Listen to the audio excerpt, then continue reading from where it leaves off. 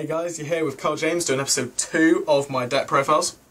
This week it's going to be on our shop owner Vinnie Gardner's Chaos Control deck. This is a mix of Chris Bolin's 9-0 Chaos Control and Billy Breaks' Tengu Plant deck. A few weeks ago, Vin was wondering what deck he should play. He had decks like Mystic Piper and Fabled Chaos, along with his favourite of the time, Tengu Plant. Here in this, Callie sent him a link to Chris Bolin's 9-0 deck from YCS Toronto. Vin quite liked this idea. It takes the effect of Tragoedia and Gorz and Battle Fader to take the place of attack stopping traps such as Dimensional Prison and Mirror Force and such others. Vin quite liked the idea, but there are a few cards he wanted to change. So doing this, he looked at Billy Breaks' Tengu Plant deck. His build was just as he expected. It was a regular sort of Tengu Plant deck, playing cards like Enemy Controller and Scapegoat, which Vin hadn't seen in a Tengu Plant deck before. And Billy had commented on how he found both cards to be really good during that weekend. So Vin thought, hang on a second, I'll combine both decks. So he did, and this is the result. Start off with the Chaos part of Chaos Control. 2 Chaos Sorceress. Obviously, it's Chaos, they're going to be in there. Boss. Boom. 1 Blackluster Soldier, Envoy the beginning. Been brought back in this format, as everybody knows by now. It's a boss card for Chaos. It's a boss card in anything that plays Light and Darks, really. Next we have some of the attack stopping cards, such as Gorz. It's a pretty staple in almost every deck. Everybody knows what it does. Battle Fader. Like I said, deck needs cards to take the place of attack stopping traps, so this is one of them. Another one is Double Tragoedia. Again, this can be used for Exceeding as well because of its ability to change star level and whatnot. So there's that. Next up we have 3 Tour Guides. Main Exceed engine in the deck, really. It's pretty staple in most decks now that are good. 1 Sangan. Searches out your tour guides, searches out your effect veilers, your Maxx, most of the other stuff in the deck. It's pretty staple now. Always has been. 1 Maxx. I believe Vin uses this obviously to draw cards whenever your opponent special summoning, but also it almost stops your opponent from wanting to continue special summoning because your opponent's going to gain so much hand advantage from this card. So I believe that's why that's in there. 2 Ryko the Lightsworn Hunter. Likes to mill, targets for the plant engine, targets for chaos. So it's the mill aspect in that card, and obviously the destroyer card. Lyla. It's got a bit of a continuous mill, obviously, because it mills at the end of every end phase. And also it lets you destroy 1 spell or trap card. 2 Effect Veiler. It's again a light, so it's the chaos aspect of the deck, and stops an effect for a turn. It's pretty much staple in every deck now. 1 Glow Up Bulb. It's part of the plant engine, so you're going to be playing this. A Spore. Again, it's part of the plant engine, so you've got to be playing it really. Dandylion. Again, the plant engine. And the last part of the plant engine, Lonefire Blossom. Next, 2 Card Trooper. It's got mill again, obviously, and it's a 1/9, which you can trade off with another 1/9, for example, Thunder King Ryu, and draw a card off it. So it's all pluses. And the last monster is Armory Dragon. Obviously lets you go into 7-star dragons. It's going to be staple in a Tengu-y type-ish deck. Right, that's the monsters. Next we have the spells. We'll start off with double MST.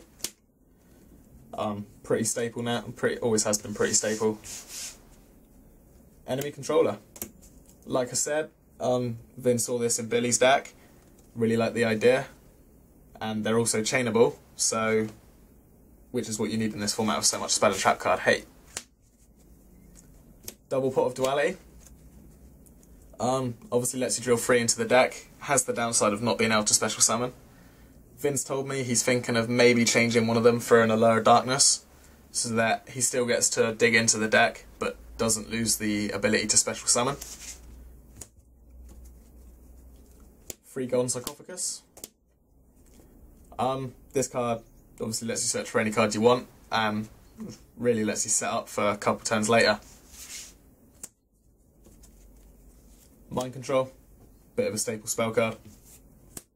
Monster Reborn is a staple spell card. It's power spell, gotta play it. Foolish Burial, you're playing the plant engine, so this is pretty staple. Pot of Avarice, again, with a deck that's sending a lot of creatures to the graveyard, it's a staple card. Another card that Vin got an idea from Billy from is Scapegoat. Obviously with, like I said, no trap cards in the deck, he's got to have other cards to stop him from obviously being attacked. So that's in there. It basically stalls for 4 attacks, which is good. And lets him synchro. Charge of the Light Brigade, 3 targets, as you saw. And it also gives you that mill, so always good in the deck. Heavy Storm, staple card. And Dark Hole, staple card. Right guys, that's the deck, 41 cards. I'll now show you the extra deck. We'll start off with a Trishula. Trishula's a 9-star, it's a bit staple now, since it's come out. Scrap Dragon, it's a staple synchro.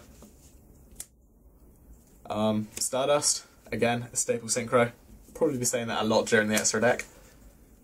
Ancient Fairy Dragon, you could consider this staple, seeing there's so many field spell card decks running around, especially with Dark World going to be on the release, so that's that. Black Rose Dragon, at least one of these is a staple, you've got to play at least one. Brionac, this is a staple, you've got to play it. Orient Dragon, yeah, it's a pretty good card, lets you obviously remove a synchro when it's summoned, and it's a 2/3, so it's pretty easy to summon. It's the target for Debris Dragon, so staple 5-star, Allo Justice Catasta, there's that. TG Hyper Librarian, obviously you're synchroing quite a bit in a turn, most likely, so you're going to be drawing a lot, which gives you lots of advantage, and obviously you get to draw off your opponent as well. Armory Arm, well, with the ability to go into 4 stars in this deck, quite often you're going to need a target, at least one, so there's that. Formula Synchron, you've got the plant engine, which means you can go into 2 stars with ease, so you've got to play this. We have a number 39 Utopia, pretty good rank 4, I like it, it's good. Steel Swarm Roach, for me he's good, but he's a little bit weak. If he was a bit bigger, I'd love this card. One number 17, Leviathan Dragon. Basically, it's the tour guide thing. Go tour guide this, make a 2/5, easy, level 3, rank 3 even, sorry. Leviathan the Sea Dragon. Obviously you're removing quite a bit of stuff off your Chaos Sorcerers and your Envoys, so this is there to bring it on back. And finally, we have a Chimera Attack Fortress Dragon. Obviously for against the machine decks, you'd need this to wipe their field. So there's that. Right guys, that was Vinny Gardner's Chaos Control deck. Please do subscribe below, and I'll be back at some point next week with Michael Claricut's Karakuri deck, which he's asked me to do. So see you all next time.